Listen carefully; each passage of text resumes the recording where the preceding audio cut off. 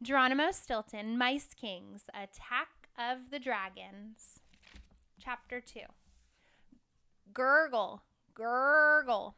To go out in that cold, I had to put on 3 thick tunics, 2 wool coats, gloves, and fur earmuffs. I was so busy bundling up that I forgot to take off my pajamas first, so I had to start all over again.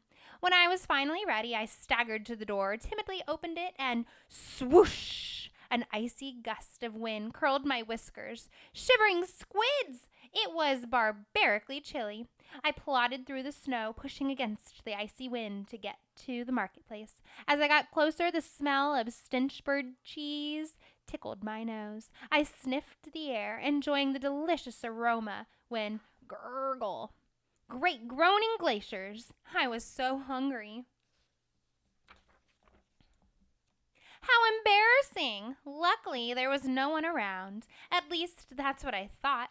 Suddenly, a big, heavy rodent skidded down the hill and banged right into me. Don't you hear the dragons?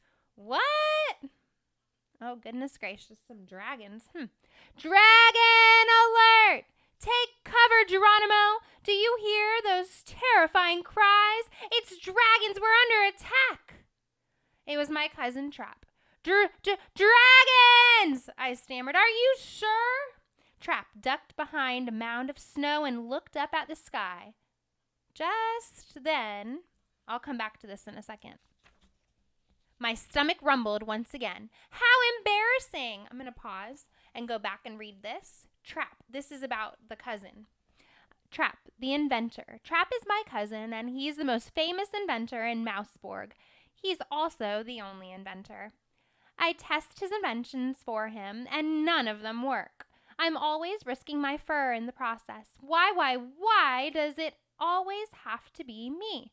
Cousin, you're my favorite tester. That's what Trap said. All right, so my stomach rumbled once again. How embarrassing! I blushed and then explained to Trap, sorry, cousin, I haven't had breakfast yet, and my empty stomach is making some little noises. Could you perhaps have mistaken it for the roar of a dragon?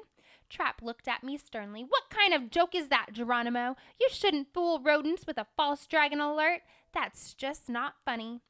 It wasn't a prank, I protested. I'm sorry. Trap nodded. I accept your apology, Geronimo, and now you can repay me by testing my new invention, the rat sled. I noticed that he had a large bundle strapped to his back. I could see wooden boards, hooks, and oiled ropes sticking out. That looked dangerous. I shook my head. Forget it, Trap. Every time I test one of your inventions, I risk my fur. You're exaggerating, Geronimo, Trap said. This is totally safe. You'll see. By the end of the test run, you'll want to do it all over again. I sighed. Trap can be as stubborn as a mountain. He won't take no for an answer. A gust of wind hit me, and I shivered. I supposed that anything would be better than standing around freezing. All right, I'll do it, I squeaked. But first, I must eat breakfast. Trap took me by the arm and nodded happily. Of course, I wouldn't deny the last wish of my best tester. Last wish? I squeaked.